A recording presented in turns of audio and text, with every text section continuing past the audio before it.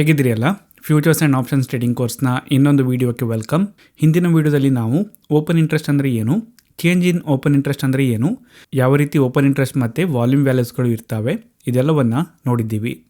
So ಇವತ್ತಿನ ಈ ವಿಡಿಯೋದಲ್ಲಿ ನಾನು ಒಂದು ಫ್ಯೂಚರ್ ಕಾಂಟ್ರಾಕ್ಟಲ್ಲಿ ನಾವು ಓಪನ್ ಇಂಟ್ರೆಸ್ಟ್, ಪ್ರೈಸ್ ಮತ್ತು ವಾಲ್ಯೂಮನ್ನು ಬಳಸ್ಕೊಂಡು ಯಾವ ರೀತಿ ಅನಾಲಿಸಿಸ್ ಮಾಡ್ಬೋದು ಅನ್ನೋದ್ರ ಬಗ್ಗೆ ಒಂದಿಷ್ಟು ಬೇಸಿಕ್ ವಿಷಯಗಳನ್ನು ಶೇರ್ ಮಾಡ್ತೀನಿ. ಇಲ್ಲಿ ವಿಡಿಯೋನ ಸ್ಟಾರ್ಟ್ ಮಾಡೋದಕ್ಕಿಂತ ಮುಂಚೆ ನಾನೇನು ಡಿಸ್ಕಸ್ ಮಾಡ್ತೀನಿ ಇದೆಲ್ಲ ಕೇವಲ ಎಜುಕೇಷನಲ್ ಪರ್ಪಸ್ಗೆ ಮಾತ್ರ, ಯಾವುದೇ ರೀತಿಯ ರೆಕಮೆಂಡೇಷನ್ ಅಲ್ಲ. ನನ್ನ ಈ ಒಂದು ಕೋರ್ಸ್ ಕಂಪ್ಲೀಟಾಗಿ ಫ್ರೀ ಆಗಿರುತ್ತೆ. ನೀವು ನನ್ನ ವೀಡಿಯೋಸ್ಗಳನ್ನು ಲೈಕ್ ಮತ್ತು ಶೇರ್ ಮಾಡೋದ್ರ ಮೂಲಕ, ಅದೇ ರೀತಿ ನನ್ನ ಚಾನಲ್ಗೆ ಸಬ್ಸ್ಕ್ರೈಬ್ ಮಾಡೋದ್ರ ಮೂಲಕ ಸಪೋರ್ಟನ್ನು ಮಾಡಬಹುದು. ಸೊ ಓಪನ್ ಇಂಟ್ರೆಸ್ಟ್ ನಮ್ಗೆ ಏನು ಹೇಳುತ್ತಂದರೆ, ಒಂದು ಇನ್ಸ್ಟ್ರೂಮೆಂಟ್ಗೆ ಎಷ್ಟು ಕಾಂಟ್ರಾಕ್ಟ್ಗಳು ಓಪನ್ ಇದ್ದಾವೆ, ಎಷ್ಟು ಕಾಂಟ್ರಾಕ್ಟ್ಗಳು ಆ್ಯಕ್ಟಿವ್ ಇದ್ದಾವೆ ಅಂತ ಹೇಳುತ್ತೆ. ಸೊ ನಾವು ಫ್ಯೂಚರಲ್ಲಿ ಟ್ರೇಡಿಂಗ್ ಆಗ್ತಾಯಿದೆ ಅಂತ ಹೇಳೋದಾದರೆ ಅಲ್ಲೇನಾಗ್ತಾಯಿದೆ ಅಂದರೆ ಕಾಂಟ್ರಾಕ್ಟ್ಗಳು ಬೈ ಅಥವಾ ಸೆಲ್ ಆಗ್ತಾಯಿದೆ ಅಂತ ಹೇಳಿ. ಸೊ ಇಲ್ಲಿ ಫಸ್ಟು ಒಂದು ಟ್ರೇಡ್ ಅಂತ ಆಗಬೇಕಂದ್ರೆ ಒಬ್ಬರು ಬೈಯರ್ ಇರಬೇಕಾಗತ್ತೆ, ಒಬ್ಬರು ಸೆಲ್ಲರ್ ಇರಬೇಕಾಗತ್ತೆ. ಸೊ ಫ್ಯೂಚರ್ ಕಾಂಟ್ರಾಕ್ಟನ್ನು ರಿಯಲ್ ಮಾರ್ಕೆಟಲ್ಲಿ ಟ್ರೇಡ್ ಮಾಡಬೇಕಾದ್ರೆ ಬೈಯರ್ ಮತ್ತು ಸೆಲ್ಲರ್ಗೆ ಯಾವ ರೀತಿ ರಿಸ್ಕ್ ಇರುತ್ತೆ ಅಂತ ನಾವು ಫಸ್ಟ್ ನೋಡೋಣ. ಯಾಕೆ ನಾನು ಇದ್ರ ಬಗ್ಗೆ ಹೇಳ್ತಾ ಇದ್ದೀನಿ ಅಂದರೆ, ನಾವು ಆಪ್ಷನ್ಸ್ ಬಗ್ಗೆ ಒಂದಿಷ್ಟು ಇನ್ಫಾರ್ಮೇಷನನ್ನು ನೋಡಿದ್ದೀವಿ. ಆಪ್ಷನ್ಸಲ್ಲಿ ಯಾರು ಆಪ್ಷನ್ ಕಾಂಟ್ರಾಕ್ಟನ್ನು ಬೈ ಮಾಡಿದಾರೋ ಅವರಿಗೆ ರಿಸ್ಕ್ ಎಷ್ಟಿರುತ್ತೆ ಅಂತ ಕೇಳೋದಾದರೆ, ಅವರೇನು ಪ್ರೀಮಿಯಮನ್ನು ಪೇ ಮಾಡಿದಾರೋ ಅಷ್ಟು ಮಾತ್ರ ರಿಸ್ಕ್ ಆಗಿರುತ್ತೆ. ಆದರೆ ಆಪ್ಷನನ್ನು ಸೆಲ್ ಮಾಡಿದವರಿಗೆ ಪೊಟೆನ್ಷಿಯಲಿ ರಿಸ್ಕ್ ಜಾಸ್ತಿ ಇರುತ್ತೆ ಅಂತ ನಮಗೆ ಗೊತ್ತಿದೆ.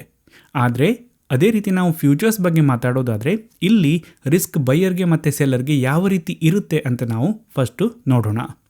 ಅದಕ್ಕೋಸ್ಕರ ನಾನೇನು ಮಾಡ್ತೀನಿ ಅಂದರೆ, ಇಲ್ಲಿ ನಿಫ್ಟಿಯ ಒಂದು ಫ್ಯೂಚರ್ ಕಾಂಟ್ರಾಕ್ಟನ್ನು ಓಪನ್ ಮಾಡಿ ಇಟ್ಕೊಂಡಿದ್ದೀನಿ. ನಾನು ಇದನ್ನು ಬೈ ಮಾಡಲಿಕ್ಕೆ ಹೋದರೆ ಒಂದು ಲಾಟ್ ಅಂತ ನಾವು ಅಂದ್ಕೊಳ್ಳೋಣ. ಇದು ಜಸ್ಟ್ ಎಕ್ಸಾಂಪಲ್ ಪರ್ಪಸ್ಗೆ ಮಾತ್ರ, ಯಾವುದೇ ರೀತಿಯ ರೆಕಮೆಂಡೇಷನ್ ಅಲ್ಲ. ಸೊ ಇಲ್ಲಿ ನಾನು ಇದನ್ನು ಬೈ ಮಾಡಲಿಕ್ಕೆ ಹೋದರೆ ಎಷ್ಟು ಫಂಡ್ ಬೇಕಾಗುತ್ತೆ ಅಂತ ನಾನಿಲ್ಲಿ ನೋಡೋದಾದರೆ ಆಲ್ಮೋಸ್ಟ್ 1,86,573 ರೂಪಾಯಿ ಬೇಕಾಗುತ್ತೆ. ನಾನು ಇದನ್ನು ಬೈ ಮಾಡ್ತೀನಿ ಅಂತ ಹೋದರೆ. ಅದೇ ನಾನು ಈ ಒಂದು ಕಾಂಟ್ರಾಕ್ಟನ್ನು ಸೆಲ್ ಮಾಡ್ತೀನಿ ಅಂತ ಹೋದರೆ ಆಲ್ಮೋಸ್ಟ್ ನನಗೆ ಸೇಮ್ ಅಮೌಂಟೇ ಬೇಕಾಗುತ್ತೆ, 1,85,357 ರೂಪಾಯಿ ಬೇಕಾಗುತ್ತೆ.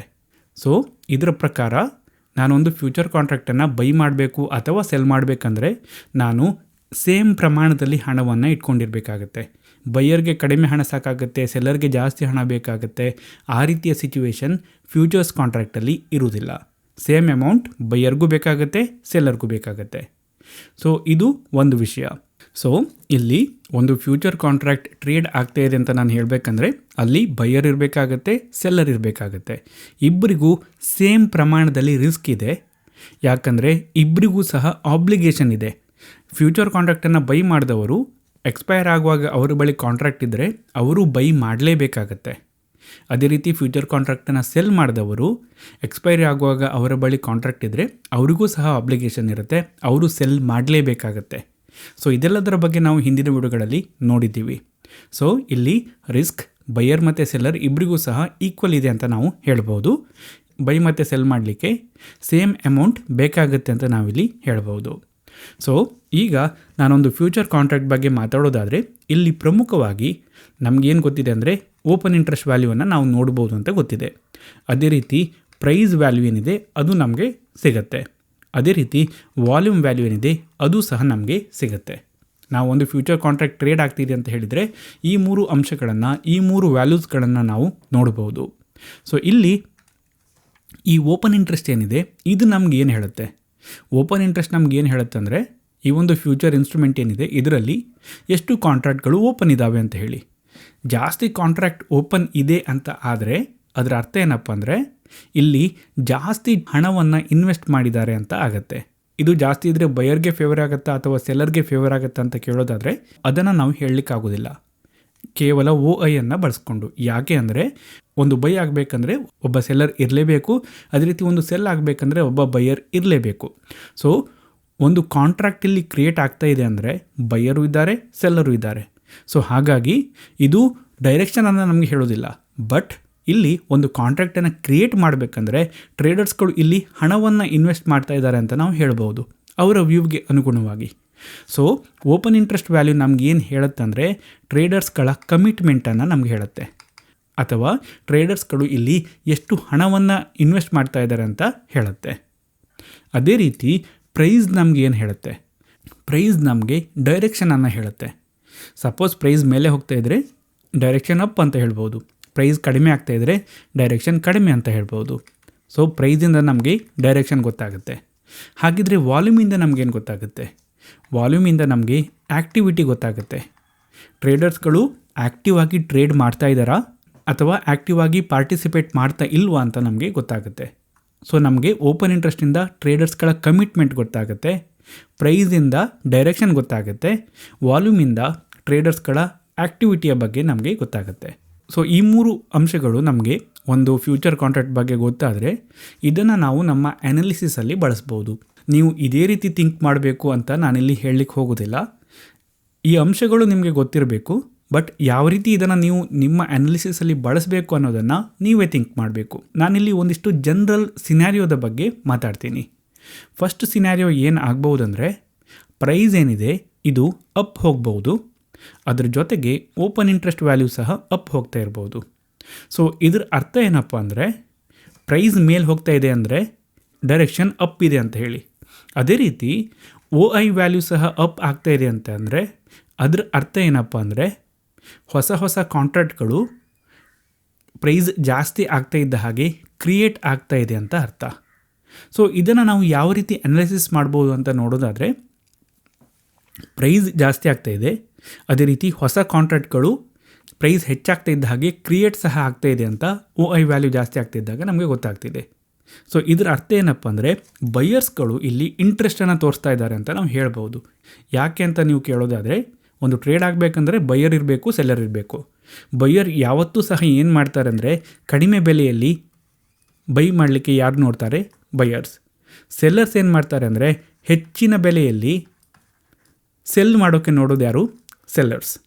ಸೊ ಬೈಯರ್ಸ್ಗಳು ಇಲ್ಲಿ ಪ್ರೈಸ್ ಜಾಸ್ತಿ ಆಗ್ತಾ ಇದ್ದ ಹಾಗೆ ಹೊಸ ಕಾಂಟ್ರಾಕ್ಟನ್ನು ಓಪನ್ ಮಾಡಲಿಕ್ಕೆ ಇಂಟ್ರೆಸ್ಟ್ ತೋರಿಸ್ತಾ ಇದ್ದಾರೆ ಅಂದರೆ, ಈ ಒಂದು ಕಾಂಟ್ರಾಕ್ಟಲ್ಲಿ ಏನು ಬೆಲೆ ಹೆಚ್ಚಾಗ್ತಾ ಇದೆ ಅದನ್ನು ಅವರು ಅಕ್ಸೆಪ್ಟ್ ಮಾಡ್ತಾ ಇದ್ದಾರೆ, ಹೆಚ್ಚಿನ ಬೆಲೆಯನ್ನು ಕೊಡಲಿಕ್ಕೆ ಬೈಯರ್ಸ್ಗಳು ಇಲ್ಲಿ ರೆಡಿ ಇದ್ದಾರೆ ಅಂತ ಅರ್ಥ. ಅದರ ಅರ್ಥ ಏನಪ್ಪ ಅಂದರೆ, ಬೈಯರ್ಸ್ಗಳು ಇಲ್ಲಿ ಅಗ್ರೆಸಿವ್ ಇದ್ದಾರೆ ಅಂತ ಅರ್ಥ. ಸೊ ಈ ಒಂದು ಇನ್ಫಾರ್ಮೇಷನನ್ನು ನಾವಿಲ್ಲಿ ನೋಡ್ಬೋದು. ಪ್ರೈಸ್ ಹೆಚ್ಚಾಗ್ತಾ ಇದೆ, OI ಸಹ ಹೆಚ್ಚಾಗ್ತಾ ಇದೆ ಅಂದರೆ ನಾವು ಇಲ್ಲಿ ಬೈಯರ್ಸ್ಗಳು ಸ್ವಲ್ಪ ಅಗ್ರೆಸಿವ್ನೆಸ್ಸನ್ನು ತೋರಿಸ್ತಾ ಇದ್ದಾರೆ ಅಂತ ಹೇಳ್ಬೋದು. ಅದೇ ಸಮಯದಲ್ಲಿ ವಾಲ್ಯೂಮ್ ವ್ಯಾಲ್ಯೂಯಲ್ಲಿ ಯಾವ ರೀತಿ ಇರುತ್ತೆ ಅನ್ನೋದು ಸಹ ಇಂಪಾರ್ಟೆಂಟ್ ಆಗುತ್ತೆ. ಟ್ರೇಡರ್ಸ್ಗಳ ಪಾರ್ಟಿಸಿಪೇಷನ್ ಹೆಚ್ಚಾಗ್ತಾ ಇದೆಯಾ ಅಥವಾ ಕಡಿಮೆ ಆಗ್ತಾ ಇದೆಯಾ ಅನ್ನೋದು ಸಹ ಇಂಪಾರ್ಟೆಂಟ್ ಆಗುತ್ತೆ. ಸಪೋಸ್ ಪ್ರೈಸ್ ಜಾಸ್ತಿ ಆಗ್ತಾ ಇದೆ, ಓಪನ್ ಇಂಟ್ರೆಸ್ಟ್ ಸಹ ಜಾಸ್ತಿ ಆಗ್ತಾ ಇದೆ, ಟ್ರೇಡರ್ಸ್ಗಳ ಆ್ಯಕ್ಟಿವಿಟಿ ಸಹ ಜಾಸ್ತಿ ಆಗ್ತಾ ಇದೆ ಅಂತ ಆದರೆ ಅದು ಬುಲ್ಲಿಶ್ ವ್ಯೂ ಅಂತ ಹೇಳ್ಬೋದು. ಸೊ ಈ ಒಂದು ಸಿನಾರಿಯೋದಲ್ಲಿ ಪ್ರೈಸ್ ಜಾಸ್ತಿ ಆಗ್ತಾ ಇದ್ದ ಹಾಗೆ ಓಪನ್ ಇಂಟ್ರೆಸ್ಟ್ ಸಹ ಏನು ಜಾಸ್ತಿ ಆಗ್ತಾ ಹೋಗುತ್ತೆ, ಇದನ್ನು ನಾವು ಲಾಂಗ್ ಬಿಲ್ಡಪ್ ಅಂತ ಹೇಳ್ತೀವಿ. ಸೊ ಇಲ್ಲಿ ಕೇವಲ OI, ಕೇವಲ ಪ್ರೈಸ್ ಅಥವಾ ಕೇವಲ ವಾಲ್ಯೂಮನ್ನು ಬಳಸ್ಕೊಂಡು ನಾವು ಅನಾಲಿಸಿಸ್ ಮಾಡ್ತಾ ಇಲ್ಲ. ಎಲ್ಲವನ್ನ ಒಟ್ಟಾಗಿ ಬಳಸ್ಕೊಂಡು ನಾವು ಸಿಚುವೇಶನ್ಗೆ ಅನುಗುಣವಾಗಿ ಅನಾಲಿಸಿಸ್ ಮಾಡೋಕ್ಕೆ ನೋಡ್ತಾ ಇದ್ದೀವಿ. ಸೊ ಇಲ್ಲಿ ಸಪೋಸ್ OI ಜಾಸ್ತಿ ಆಗ್ತಾ ಇದೆ, ಪ್ರೈಸ್ ಜಾಸ್ತಿ ಆಗ್ತಾ ಇದೆ, ವಾಲ್ಯೂಮ್ ಕಡಿಮೆ ಆಗ್ತಾ ಇದೆ ಅಂದರೆ ಏನರ್ಥ? ವಾಲ್ಯೂಮ್ ನಮಗೇನು ಹೇಳುತ್ತೆ? ಎಷ್ಟು ಕ್ವಾಂಟಿಟಿ ಟ್ರೇಡ್ ಆಗ್ತಾ ಇದೆ ಅಂತ ಹೇಳುತ್ತೆ.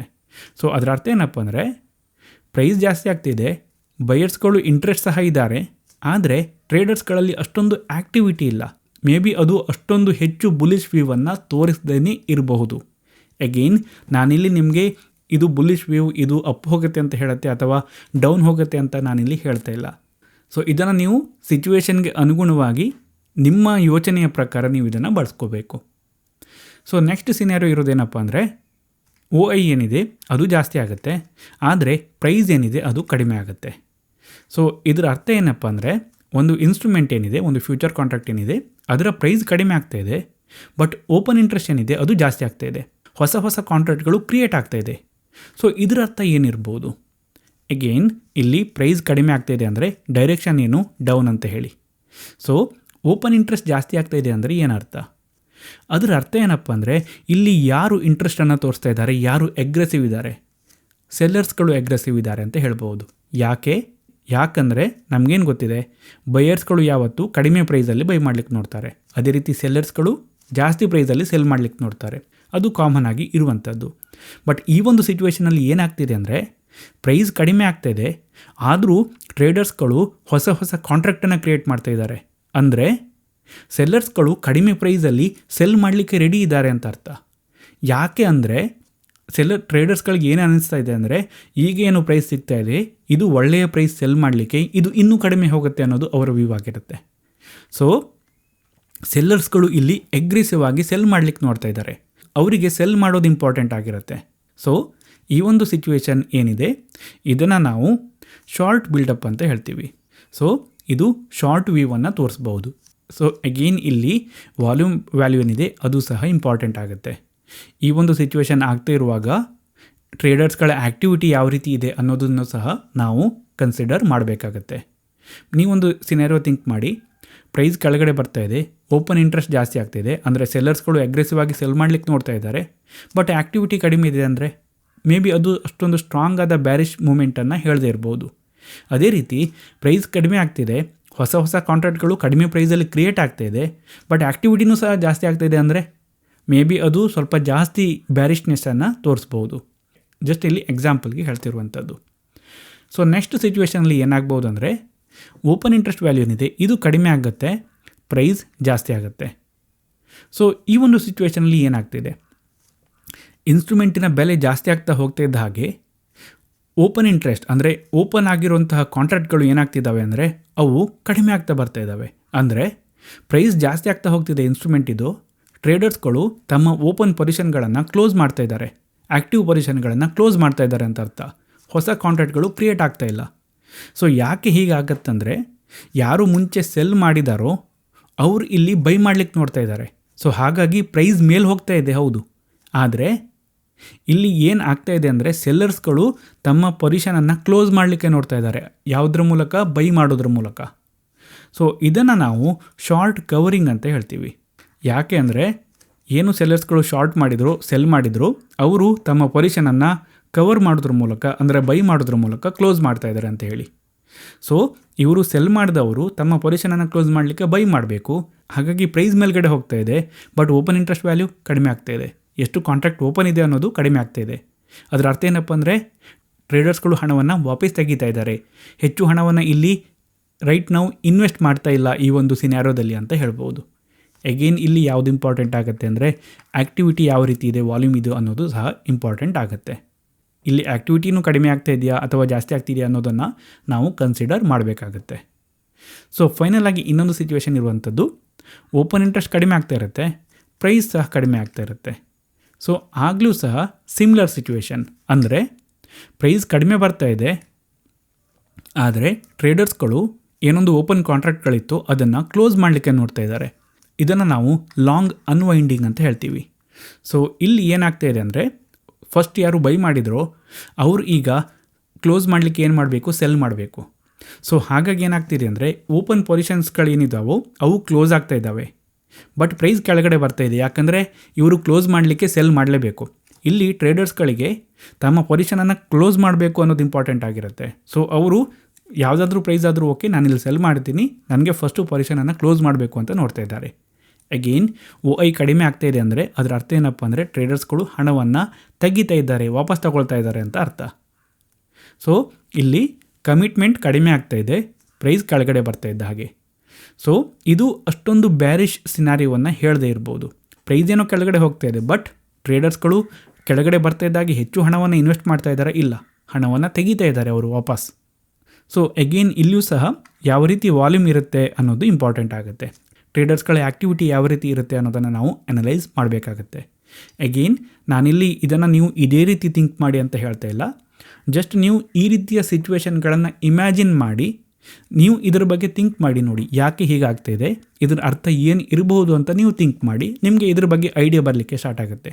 ಸೊ ಫೈನಲ್ ಆಗಿ ಇಲ್ಲಿ ನಾನು ಮಾತಾಡಲಿಕ್ಕೆ ಹೋಗ್ತಿರೋದು ಯಾವುದ್ರ ಬಗ್ಗೆ ಅಂದರೆ ಈ ಓಪನ್ ಇಂಟ್ರೆಸ್ಟ್ ವ್ಯಾಲ್ಯೂ ಏನಿದೆ ಇದರಲ್ಲಿ ಒಂದಿಷ್ಟು ನಾಯ್ಸ್ ಸಹ ಇದೆ. ಅಂದರೆ ಇದನ್ನು ನಾವು 100% ನಂಬಲಿಕ್ಕೆ ಸಾಧ್ಯ ಇಲ್ಲ.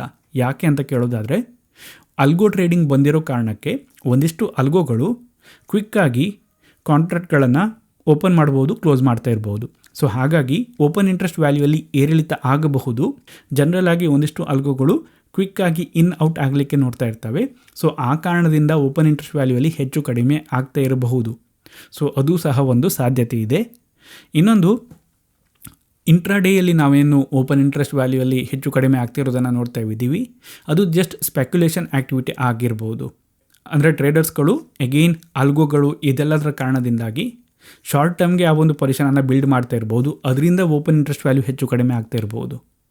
ಇನ್ನೊಂದಿರೋದೇನಪ್ಪ ಅಂದರೆ ಒಂದಿಷ್ಟು ಹೆಡ್ಜಿಂಗ್ ಪರ್ಪಸ್ಗೆ ಟ್ರೇಡರ್ಸ್ಗಳು ಫ್ಯೂಚರ್ ಕಾಂಟ್ರಾಕ್ಟನ್ನು ಬೈ ಅಥವಾ ಸೆಲ್ ಮಾಡಿರ್ಬೋದು. ಅವರ ಬಳಿ ಇರೋ ಪೊಸಿಷನನ್ನು ಪ್ರೊಟೆಕ್ಟ್ ಮಾಡಲಿಕ್ಕೆ ಸೊ ಅವರು ಹೆಡ್ಜ್ ಮಾಡೋದಕ್ಕೋಸ್ಕರ ಇಲ್ಲಿ ಫ್ಯೂಚರ್ ಕಾಂಟ್ರಾಕ್ಟನ್ನು ಬೈ ಅಥವಾ ಸೆಲ್ ಮಾಡಿರ್ಬೋದು. ಆ ಮೂಲಕ ಓಪನ್ ಇಂಟ್ರೆಸ್ಟ್ ವ್ಯಾಲ್ಯೂಯಲ್ಲಿ ಹೆಚ್ಚು ಕಡಿಮೆ ಸಹ ಆಗಿರ್ಬೋದು. ಸೊ ಇದೆಲ್ಲದರ ಬಗ್ಗೆ ನಮಗೆ ಗೊತ್ತಿರಬೇಕಾಗುತ್ತೆ.